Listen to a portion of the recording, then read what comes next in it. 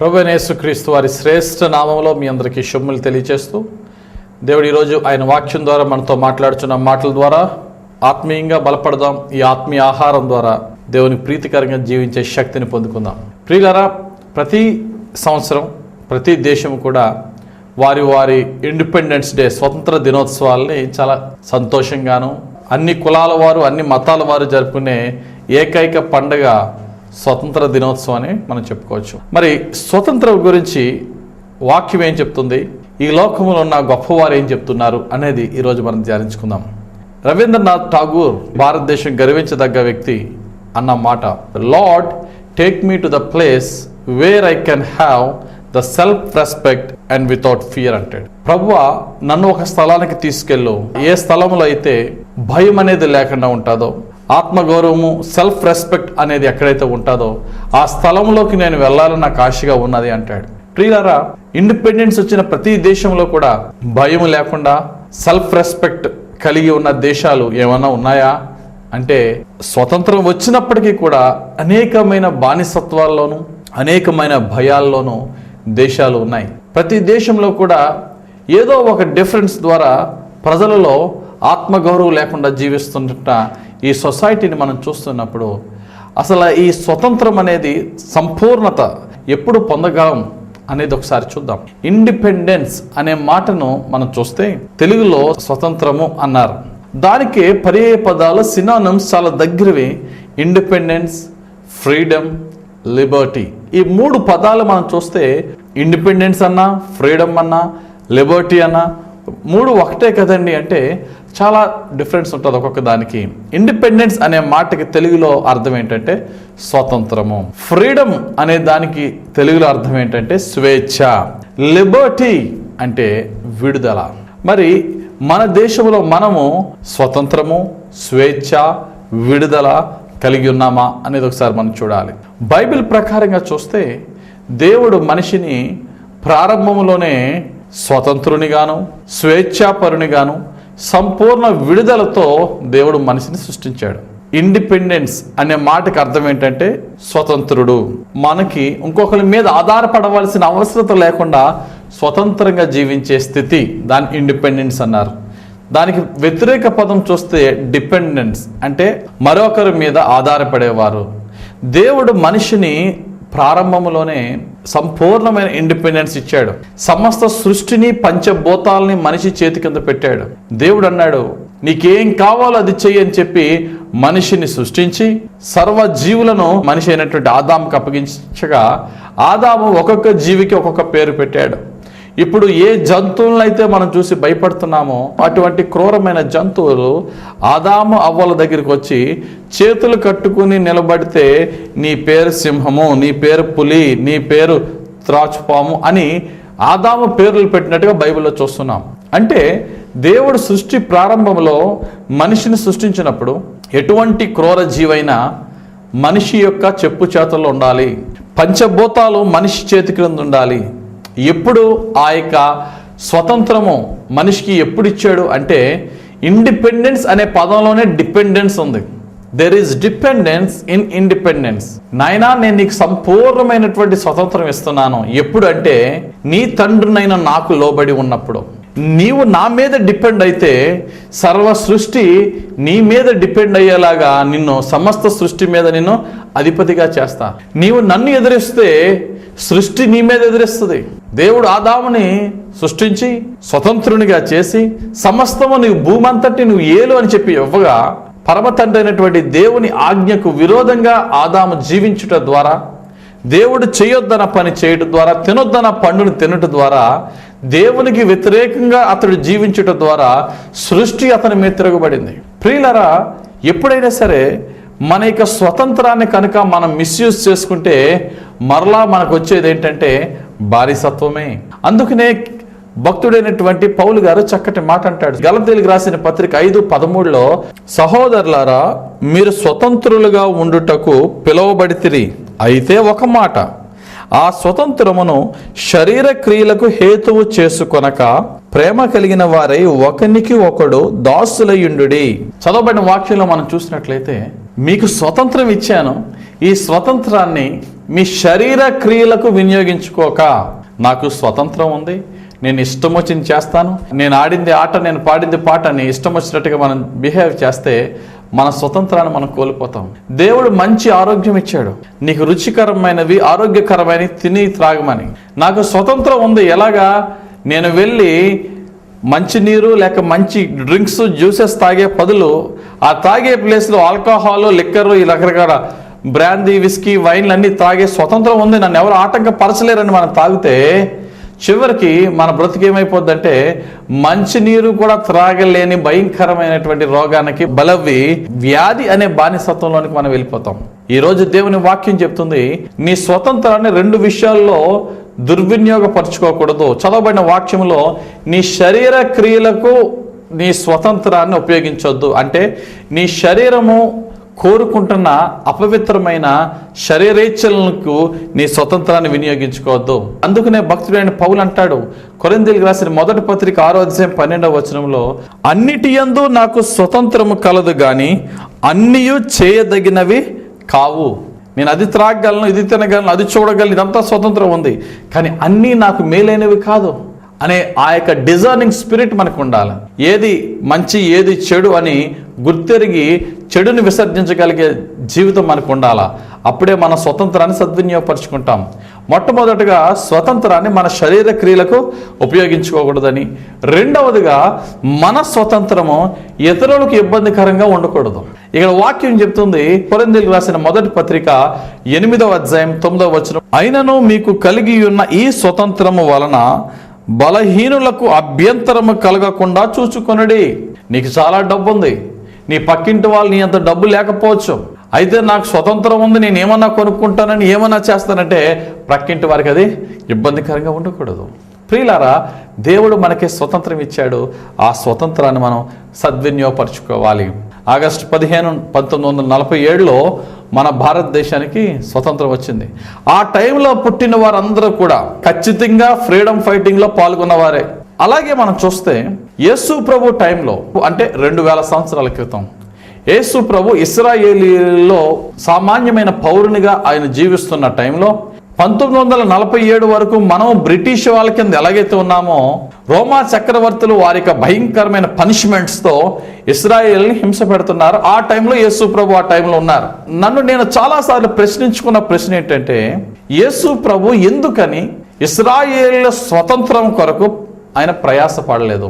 కనీసం చిన్న పోరాటం చేయలేదు. పోనీ పోరాటం చేసే వ్యక్తి కాదు యేసు ప్రభు, కర్రా కత్తి తీసే వ్యక్తి కాదు కదా, కనీసం ఒక స్టేట్మెంట్, ఒక ప్రసంగం అన్నా చేసాడంటే, ఆయన సువార్త జీవితంలో ఎక్కడ కూడా మన దేశానికి స్వతంత్రం కావాలి, రోమీల నుంచి మనకు విడుదల కావాలని ఎక్కడా యేసు ప్రభు చెప్పలేదు. ఇశ్రాయేలు అందరూ ఎదురు చూస్తున్నారు. రోమా దేశం యొక్క భయంకరమైనటువంటి పనిష్మెంట్స్ నుంచి, వారి యొక్క క్రూరమైనటువంటి పాలన నుండి మాకు విడుదల, స్వతంత్రం ఇచ్చే నాయకుడు కావాలని చెప్పి ఇశ్రాయేలు అందరూ ఎదురు చూస్తున్నా, రోమీల యొక్క మహాబలమైనటువంటి ప్రభుత్వాన్ని ఎదిరించే నాయకుడు ఇశ్రాయేలీలో లేరు. కానీ ప్రతి ఒక్కరిలో కూడా ఒక నిరీక్షణ ఉంది. ఐగుప్తు దేశంలో ఇశ్రాయేలీలు 400 సంవత్సరాల పైగా ఉంటున్న కాలంలో ఏ విధంగా దేవుడు మోషేని పంపించి నడిపించాడు ఇశ్రాయేలీల్ని, అలాగా మనకంటూ ఒక రక్షకుడు రాబోతున్నాడని ఎదురు చూస్తున్న టైంలో యేసు ప్రభు అదే టైంలో అక్కడే ఉన్నారు. అందుకని యేసు ప్రభు మట్లాదివారం రోజున యెరూషలేము ప్రాంతానికి వెళ్ళినప్పుడు ప్రజలటండి ఎలాగ ఆహ్వానించారట, వారు వేసుకున్న బట్టల సైతము వారి రోడ్డు మీద పరిచి యేసు ప్రభు నడిచి వస్తున్న గాడిదను కూడా ఆ యొక్క బట్టల మీద నడిపించారు. యేసు ప్రభుని చాలా గొప్పగా ఆహ్వానించారు యెరూషలేము ప్రాంతానికి. ఎందుకని? యూదులందరూ, ఇశ్రాయేలులందరూ, మనకు ఒక అద్భుతమైన నాయకుడు వచ్చాడు, చచ్చిపోయిన వారిని సైతము లేపగలిగిన వాడు, 5 రొట్టెలను 2 చేపలను 5,000 మందికి పంచగలిగిన మహాశక్తిమంతుడు మనకి నాయకుడిగా వస్తున్నాడు. ఈ నాయకుడి కింద ఉంటే కనుక మనకి స్వతంత్రం వచ్చేస్తుంది అని చాలా గ్రాండ్గా యేసు ప్రభుని మట్లాదివారం రోజున ఆహ్వానించారు. ఎవరైతే గ్రాండ్గా ఆహ్వానించారో అదే ప్రజలు 4 రోజులు తిరగకుండా శుక్రవారం రోజుని దారుణంగా సెలవు మీద వేలాడదీసి చంపారు. ఎందుకని? ప్రజలు వితిన్ 4 డేస్లో వారి మనసులు ఎలా మారిపోయి, ఎందుకని మారిపోయి అంటే, యేసు ప్రభు వారికి ఇస్తున్న స్వతంత్రాన్ని వారు తప్పార్థం చేసుకున్నారు. ఈయనొచ్చి రోమీలతో దెబ్బలాడతాడేమో, మనలందరినీ కూడా ఒక ఆర్మీగా తయారు చేస్తాడేమో అని అనుకునే ఉండొచ్చు వీరు. కానీ యేసు ప్రభు వచ్చి రోమీలను కొట్టలేదు, ముందు వీళ్ళని కొట్టాడు. యెరూషలేము దేవాలయంలో యోధా మత పెద్దలందరూ కూడా చేస్తున్న వ్యాపారాన్ని చూసి ఆయన తాళ్ళని ఒక కొరడాగా తయారు చేసి తరిమినట్టుగా మనం చూస్తున్నాం. అది తట్టుకోలేకపోయారు ఇశ్రాయేలీలు. ఎందుకని? ఇతడు రోమీలతో దెబ్బలాడకుండా మనల్ని గద్దెస్తున్నాడు ఏంటి అని చెప్పి ఇశ్రాయేలీలు యేసు ప్రభు మీద తిరగబడ్డారు. ప్రియులారా, యేసు ప్రభు రోమీల మీద ఎందుకు తిరగబడలేదు? స్వతంత్రం గురించి ఎందుకు ఆయన ప్రయాస పడలేదు యేసు ప్రభు అని మనం చూస్తే, అంత దేశభక్తి ఉన్న యేసు ప్రభు ఆ యెరూషలేముని దోచుకొనుచున్న రోమీల నుంచి రక్షించవచ్చు కదా, లేక ఇంకొకరి నుంచి రక్షించవచ్చు కదా అంటే, యేసు ప్రభు ఆయన కూడా అద్భుతమైన యుద్ధం చేశాడు. 3 విషయాల్లో ఆయన పోరాటం చేశాడు. స్వతంత్రం గురించి పోరాటం చేయలేదు, శత్రు దేశాల గురించి పోరాటం చేయలేదు, తన సొంత ప్రజల గురించి 3 పోరాటాలు చేశాడు. He fought against the caste system, he fought against the religious fanatics and he fought for the downtrodden. ఒకటి కులతత్వం భయంకరమైనది. ఈరోజు మనకి క్యాస్ట్ అన్నారు కదా, ఇండియాలో ఒకటే ఉంది క్యాస్ట్. ఆ ఇశ్రాయేలు ఆ ప్రాంతాల్లో ఉండేది గోత్రాలు, ఆ జాతుల గురించి మనకు అర్థం అవ్వాలంటే క్యాస్ట్ సిస్టమ్ అని అనుకుంటే, యేసు ప్రభు హై కాస్ట్లో పుట్టాడు. హై కాస్ట్ అంటే యూదుల్లో పుట్టిన వారు చాలా గర్వంగా ఫీల్ అవుతారు. ఉదాహరణకి కొర్నేలి అనే ఒక శతాధిపతి ఉన్నాడు, పెద్ద గవర్నమెంట్ ఆఫీసర్, డబ్బున్నవాడు, అన్ని ఇన్ఫ్లుయెన్స్ ఉన్నవాడు. అటువంటి వాడు యేసు ప్రభుని నమ్ముతూ, యేసు ప్రభు పట్ల విశ్వాసం ఉంచుతూ ఒక దైవ సేవకుని మా ఇంటికి పిలుచుకోవాలని చెప్పి కొర్నేలి పేతురికి ఈ వార్త పంపించినప్పుడు, ఈ దైవ సేవకుడైన పేతురు వెళ్ళడానికి కూడా ఇష్టం లేదు. ఒకటే ఫీలింగ్ ఏంటంటే, నేను యూదుడిని, అతడు అన్యజనుడు, వాడింటికి నేను వెళ్ళడం ఏంటి, నో అని చెప్పి భీష్మించుకుని కూర్చునే సమయంలో యేసు ప్రభు దర్శనములో మాట్లాడుతూ పేతురుతో, మాట్లాడకుండా వెళ్ళు వాళ్ళ దగ్గరికి అంటాడు. అతి కష్టంగా అయిష్టంగా వెళ్ళాడు పేతురు, కానీ దేవుడు మాత్రము ఇష్టపూర్వకంగా వాళ్ళ దగ్గరికి వచ్చాడు. పరిశుద్ధాత్మ వారి మధ్య దిగినప్పుడు మొత్తం కొర్నేలి ఇంటి వారందరూ కూడా పరిశుద్ధాత్మలు రక్షింపబడినప్పుడు పేతురు ఒక చక్కటి మాట అంటాడు. అపోస్తుల కార్యాలు 10వ అధ్యాయము 34వ వచనం, దేవుడు పక్షపాతి కాడని నిజముగా గ్రహించి ఉన్నాను, ప్రతి జనములోనూ ఆయనకు భయపడి నీతిగా నడుచుకొను వానిని ఆయన అంగీకరించును. ప్రతి జనములోనూ ఆయన ప్రేమించిన వారిని ఆయన అంగీకరిస్తాడని పేతురు మేల్కొన్నాడు. ప్రియులారా, అటువంటి భయంకరమైనటువంటి కులతత్వం యూదులది. యూదులు అన్యులతో సహవాసం చేయరు. కానీ యేసు ప్రభు చేసిన పని ఏంటంటే, ఆయన యూదుల గోత్రములో హై కాస్ట్ లో పుట్టి ఆయన నిత్యము కూడా అంటరాని వారి మధ్య పరిచర్య చేశాడు. ఒక పాపాత్మురాలైనటువంటి సమరయ స్త్రీ దగ్గరికి వెళ్ళి ఆయనకి దప్పికేస్తుంటే, అమ్మా దాహంగా ఉంది, కొంచెం నీరు పోయి అన్నప్పుడు యేసు ప్రభు శిష్యులు ఆశ్చర్యపోయారు. అక్కడ యేసు ప్రభు దప్పికి తీరాలంటే పక్కనే నుయ్యి ఉంది, ఒక బకెట్ నీళ్ళు ఆయన తోడుకోగలడు. ఆయన దప్పికి ఇది కాదు, సమాజాన్ని ఈ కులతత్వం నుంచి బయటికి రప్పించాలనే దప్పిక ఆయనకి. ఆయన చూస్తున్న 12 మంది శిష్యులకి ఒక పాఠం నేర్పాలనే దప్పిక. యేసు ప్రభు చేసిన పోరాటం అదే. అది తట్టుకోలేకపోయారు యూదులు. ఇతడు మన కులంలో పుట్టినోడయ్యుండి ఆ అంటరాని వారితో ఉంటున్నాడని చెప్పి యేసు ప్రభు వారికి ఒక పేరు పెట్టాడు. ఇతడు పాపులకును సమరయులకును సుంకరులకును స్నేహితుడు. ప్రియులారా, ఈరోజు మనం చూస్తే ఒక్కొక్క దేశంలో ఒక్కొక్క లాంటి భయంకరమైనటువంటి కాస్ట్ ఫీలింగ్. ఉదాహరణకి అమెరికా లాంటి అగ్రరాజ్యం మనం తీసుకుంటే 1786లో అమెరికాకు స్వతంత్రం వస్తే 1786 నుండి 1886 అంటే 100 సంవత్సరాలు అయింది. స్వతంత్రం వచ్చి 100వ సంవత్సరానికి ఫ్రాన్స్ దేశము అమెరికా దేశానికి ఇచ్చిన గిఫ్ట్ ఏంటండి? The statue of Liberty statue. మీరు చూసే ఉండొచ్చు ఫొటోస్ లో, చాలా సార్లు మన టీవీలో కూడా చూస్తాం. ఒక అంగి ధరించుకున్న ఒక స్త్రీ కాగడా పట్టుకుని చేతిలో ఒక పుస్తకం పట్టుకుని ఉంటుంది. ఆ యొక్క స్టాట్యూ ఆఫ్ లిబర్టీ అనేది మనం ఒకసారి చూస్తే, ఫ్రాన్స్ దేశము వారు ఒరిజినల్ గా వారు తయారు చేసిన స్టాట్యూ ఆఫ్ లిబర్టీ ఒకటి, దాన్ని అమెరికా దేశము అది నిరాకరించి మాకు ఈ స్టాట్యూ ఆఫ్ లిబర్టీ కాదు, దీన్ని కొంచెం మాడిఫై చేసి ఇవ్వండి అన్నారు. కారణం ఏంటట? ఫ్రాన్స్ దేశము అమెరికా దేశానికి ఇచ్చిన స్టాట్యూ ఆఫ్ లిబర్టీలో నల్ల జాతీయురాలు ఆ యొక్క కాగడాన్ని పట్టుకొని ఉన్న స్టాట్యూని ఫ్రాన్స్ దేశపు వారు తయారు చేస్తే, అమెరికాకి స్వతంత్రం వచ్చి 100 సంవత్సరాలైనా నల్ల జాతీయురాలని పెట్టొద్దు, తెల్ల జాతీయురాలే ఉండాలని చెప్పి వైట్ ఉమెన్ మార్చారు. ఎంత ఘోరం చూసారా? స్వతంత్రం వచ్చేసింది, కానీ నల్ల జాతీయులకు విడుదల లేదు. ఆ స్టాట్యూని మనం చూస్తే చేతిలో కాగడా, ఎడం చేతిలో ఒక పుస్తకాన్ని మనం చూడొచ్చు. ఆ పుస్తకం పైన ఏముంటుందంటే July 4th, 1786 అని రాసి ఉంటుంది. అంటే అమెరికా దేశానికి స్వతంత్రం వచ్చిన సమయం. అయితే చాలా మందికి స్టాట్యూ చూసినప్పుడు ఈ చేతిలో కాగడ, ఈ చేతిలో పుస్తకం ఒకటే కనబడుతుంది. ఆమె పాదాలు సరిగ్గా కనబడవు మనకి, ఎందుకంటే అది దూరం నుంచి తీస్తున్న ఫోటో కాబట్టి. అక్కడికి వెళ్ళిన వారు లేక ఆ పాదాలు మాత్రమే ఫొటోస్ కనుక మనం చూస్తే ఒక ఆశ్చర్యకరమైన సంఘటన మనకు కనబడుతుంది. ఫ్రాన్స్ దేశం వారు తయారు చేసిన ఆ స్టాట్యూలో ఒక చేతిలో కాగడ, ఒక చేతిలో పుస్తకము, 2 కాళ్ళకి తెంపబడిన సంఖ్యలను అక్కడ మనం చూడొచ్చు. దీనంతటికీ కూడా ఒక మెసేజ్ ఉంది. ఏంటి మెసేజ్ అంటే, కాగడ అంటే దట్స్ ఎ లైట్, బుక్ అంటే ఇట్స్ ఎ ట్రూత్, ఇది ఒక రాజ్యాంగం. ఈ యొక్క తెంపబడిన సంఖ్యలు అంటే విడుదల. యేసయ్య అంటున్నాడు, I'm the light of this world అంటున్నాడు. I'm the truth will set you free అంటున్నాడు. ఐ ఆమ్ ద వే అంటున్నాడు. యేసయ్య నేనే లోకమునకు వెలుగై ఉన్నాను అన్నాడు. నేనే సత్యమును, ఈ సత్యము నిన్ను స్వతంత్రునిగా చేస్తుంది అంటున్నాడు. ఆ యొక్క తెంపబడిన ఆ సంఖ్యలు ఎందుకు అనేది మనం చూస్తే విడుదలకు సాదృశ్యం. అమెరికా సమస్తమైనటువంటి బంధకాల నుండి విడుదల పొందినందుకు ఇదిగో మేము మీకు ఇస్తున్న గిఫ్ట్ అని. కానీ వాస్తవం చూస్తే అమెరికాకి స్వాతంత్రం వచ్చి 100 సంవత్సరాలైనా నల్ల జాతీయుల్ని తెల్ల జాతీయులు చేస్తున్న దారుణాలు, స్వతంత్రం వచ్చింది కానీ లోపల ఉన్న ప్రజలకి మాత్రం విడుదల లేదు. మనకి 1947లో స్వతంత్రం వచ్చింది కానీ భారతదేశంలో ఇంకనూ కూడా కులతత్వంతో, అంటరానితనంతో విపరీతమైనటువంటి క్యాస్ట్ ఫీలింగ్. పైకి ఎవరు చెప్పుకోరు కానీ ప్రతి ఒక్కరి లోపల కూడా కులం కులం కులం. క్రైస్తవుల యొక్క హృదయం ఎలా ఉండాలంటే కులం కాదు, ఏ వ్యక్తినైనా సరే నీడ్లో ఉన్న వ్యక్తిని హృదయపూర్వకంగా ప్రేమించగలగాలి. నీ కులం వాడిని ప్రక్కన పెట్టి అంతకన్నా అవసరత ఉంటే వానికి నువ్వు సహాయం చేసే స్థితిలో ఉండాలి.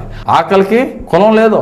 ఏ కులం వాడి కన్నా, ఏ మతం వాడి కన్నా ఆకలేస్తుంది. ప్రియులారా, యేసు ప్రభు చేసిన కుల పోరాటం అదే. 2000 సంవత్సరాల క్రితమే భయంకరమైన అంటరానితనాన్ని ఆయన నిర్మూలపరిచి సమరయ స్త్రీని ఆయన నీళ్ళు అడిగినట్టుగాను, సమరయులతో కలిసి జీవించినట్టుగాను మనం చూస్తున్నాం. మొట్టమొదటి యేసు ప్రభు పోరాటం చేసింది కులంతో పోరాటం చేశాడు. రెండవదిగా మత మౌఢ్యులను ఎదిరించాడు. వేరే మతస్థులు ఎదిరించలేదు యేసు ప్రభు.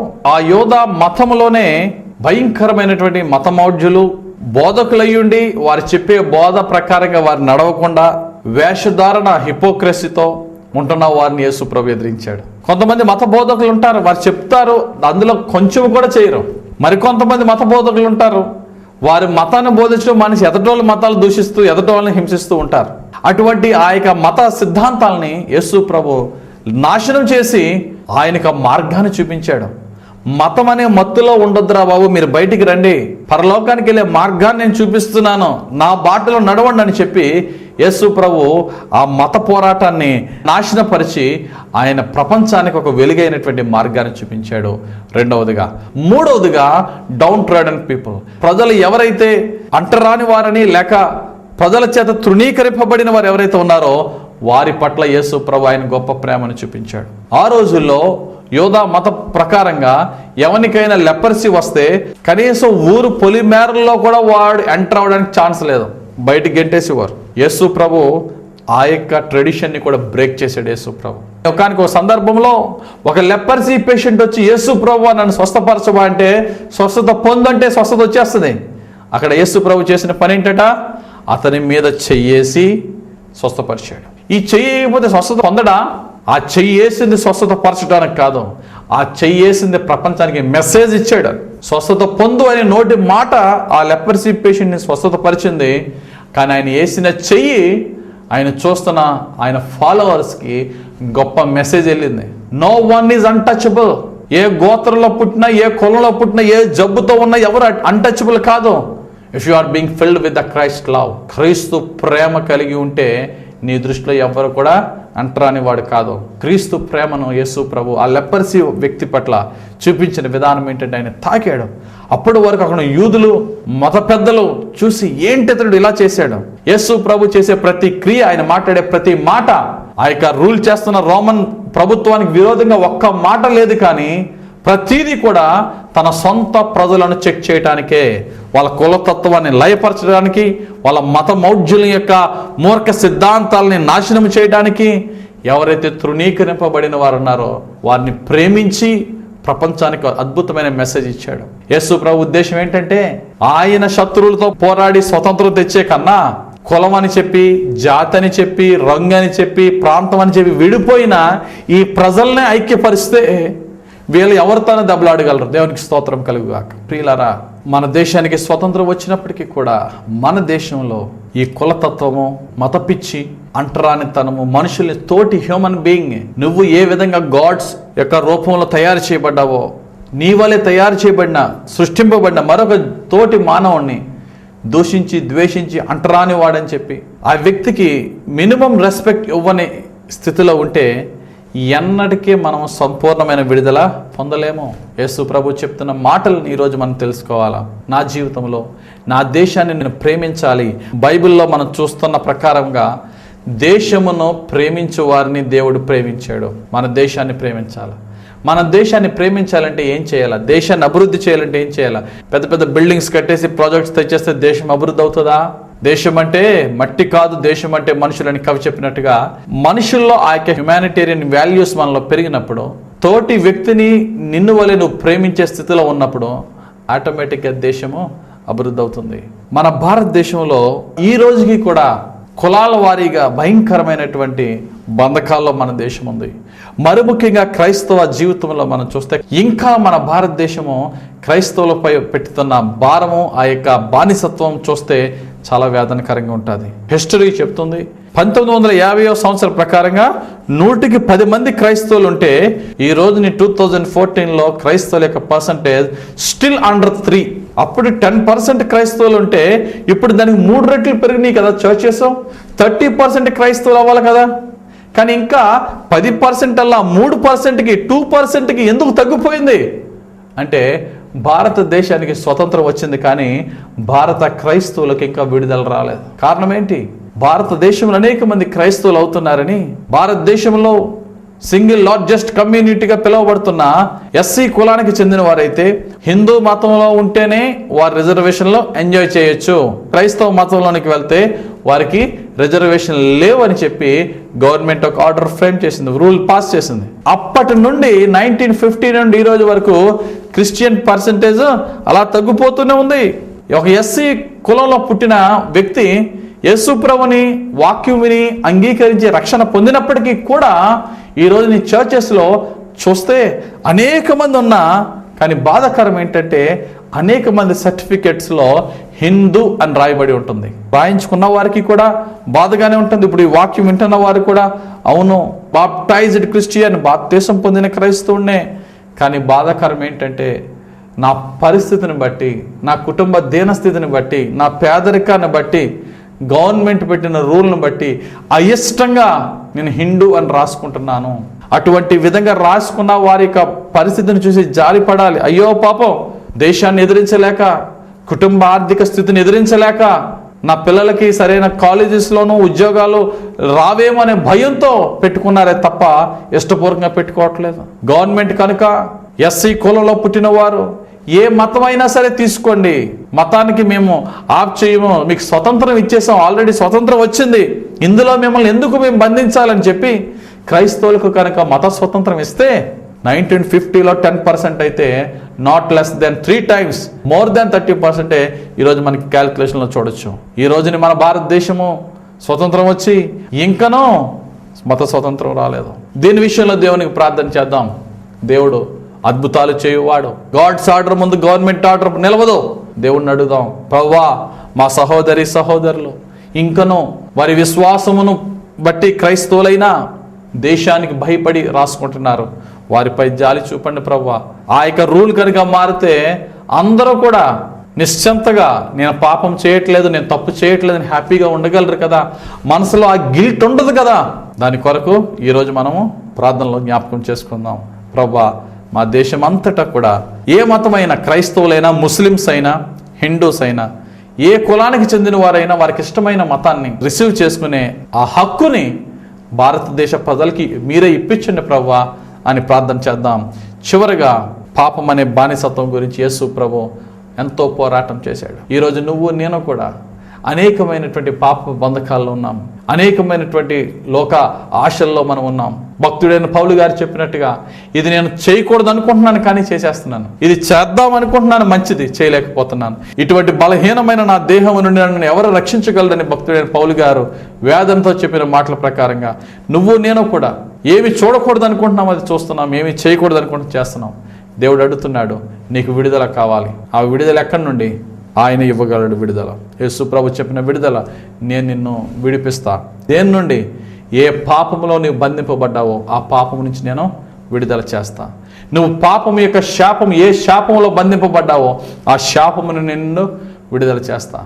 ఒక సహోదరుడు ఫోన్ చేసి మొన్న అంటున్నాడు, పాస్టర్ గారండి ప్రార్థన చేయండి, నాకు భార్య ఉంది, 2 పిల్లలు ఉన్నారు, చాలా సంతోషంగా ఉన్నామండి.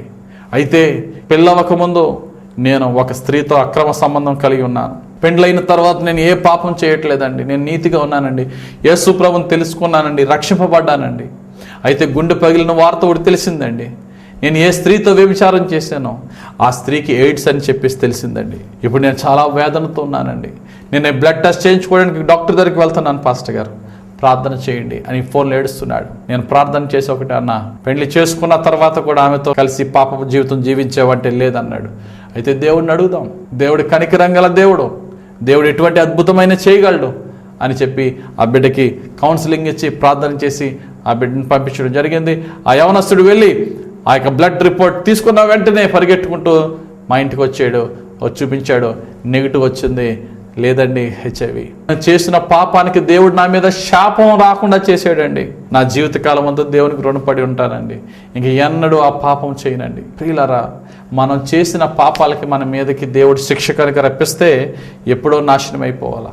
కాబట్టి ప్రియులారా, యేసు ప్రభు ఈరోజు చెప్తున్నాడు, శాపం అనే బానిసత్వం కింద ఉంటే కనుక మన జీవితాలు ఎన్నడూ ఆశీర్వదింపబడవు.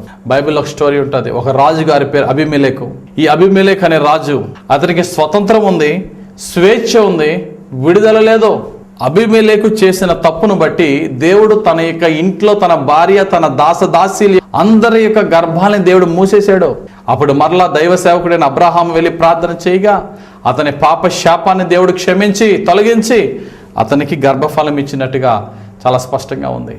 ప్రియులారా, ఈరోజు నీ జీవితంలో, నా జీవితంలో కొన్ని ఆశీర్వాదాలు పొందుకోకపోవడానికి గల కారణం మనం చేసిన అన్యాయం యొక్క శాపము వల్ల ఈ రోజున మన కుటుంబంలో శాంతి సమాధానాన్ని పొందుకోలేకపోతున్నామేమో. దేవుడు ఈరోజు చెప్తున్నాడు, మన పాప భారాన్ని దేవునికి అప్పగిద్దాం. ప్రభువా, నా శాపాన్ని తొలగించు, నేను విత్తిన పాపానికి నువ్వు కనుక నాకు శాపం ఇస్తే నేను నిలవలేను, నన్ను క్షమించు ప్రభు అని దేవుడిని అడుగుదాం. మన ప్రతి శాప భారం నుంచి విడుదల చేస్తాడు. ఈరోజు 2 ముఖ్యమైన ప్రార్థనలు మీ ముందు పెడుతున్నాను. ఒకటి, దేవుడు మన కంట్రీని దీవించులాగున మన దేశంలో ఉన్న ప్రతి పౌరునికి స్వతంత్రంగా దేవుణ్ణి ఆరాధించుకునే స్వతంత్రాన్ని దేవుడు మన దేశానికి ఇచ్చేలా ప్రార్థన చేద్దాం. రెండవదిగా, వ్యక్తిగతంగా మనకున్న బానిసత్వం, పాపం అనే బానిసత్వం నుంచి విడుదలిచ్చేవాడు దేవుడు. ఆ యొక్క విడుదలను ప్రభు ఇచ్చేలాగా అడుగుదాం. మరి మన భారతీయులుగా భారతదేశం కొరకు గర్వించాలి. నేను ఏ దేశానికి వెళ్ళి సువార్త చెప్పినా నేను ఒకటే మాట అంట, I'm proud of my country. ఎందుకని? నా దేశానికి అత్యున్నతమైన కల్చర్ ఉన్నప్పటికీ సో కాల్డ్ క్రిస్టియన్ కంట్రీస్గా పిలువబడుతున్న ఇంగ్లాండ్, అమెరికా దేశాల పేర్లు బైబిల్లో లేదు. కానీ ఇండియా అనే పేరు 2 సార్లు ఎస్తేరు గ్రంథం 1వ వచనంలో 8వ వచనంలో క్లియర్గా ఉంటుంది, హిందూ దేశం అని. ఇంగ్లీష్ బైబిల్లో ఇండియా అని రాసి ఉంటుంది. ప్రతి భారతీయుడు కూడా ప్రపంచంలో అత్యున్నతమైన గ్రంథమైన బైబిల్ గ్రంథంలో మన దేశం పేరుందని గర్వించాలి. రెండవదిగా, యేసు ప్రభు వారి యొక్క 12 మంది శిష్యుల్లో లెస్ దాన్ 300 కంట్రీస్లో యేసు ప్రభు వారి యొక్క శిష్యులు చిందించిన రక్తం చిందించిన దేశం ఏది అంటే మన భారతదేశం. యేసు ప్రభు వారి శిష్యుడైనటువంటి తోమా గారు ఆయన రక్తాన్ని చిందించిన దేశము. అటువంటి అభిషక్తుని యొక్క పరిశుద్ధమైన రక్తము మన దేశం మీద చిందింపబడిందంటే మన దేశం మీద దేవునికి ప్రత్యేకమైన ప్లాన్ ఉంది. దేవుడు మన భారతదేశాన్ని రక్షించి అత్యున్నతమైన దేశముగా ఆత్మీయంగాను, ఆర్థికంగాను, శారీరకంగాను అన్ని రంగాల్లో మన దేశాన్ని అభివృద్ధి చేయాలనే అత్యున్నతమైన ప్రణాళిక దేవునికి ఉన్నదని నమ్ముచున్నాను. రాబోయే కాలంలో దేవుడు మన దేశాన్ని ఆశీర్వాదకరమైన దేశముగా, ఈరోజు అనేక దేశాలు మన సహాయం చేస్తున్నాయి, రాబోయే కాలంలో మన దేశమే అనేక దేశాలకి సహాయం చేసే దేశముగాను, దేవుని గొప్ప రక్షణ కలిగిన దేశముగా, సంపూర్ణమైన మత స్వతంత్రము కలిగిన దేశముగా దేవుడు మన దేశాన్ని దీవించాలని ప్రార్థన చేద్దాం. మనము ప్రతి పాప బంధకాల నుండి యేసుక్రీస్తు వారి యొక్క ఉచితమైన కృపలో విడుదల పొందుదాం. దేవుడు నీకును నాకును స్వతంత్రము, స్వేచ్ఛతో పాటు సంపూర్ణ విడుదల దయచేయునుగాక.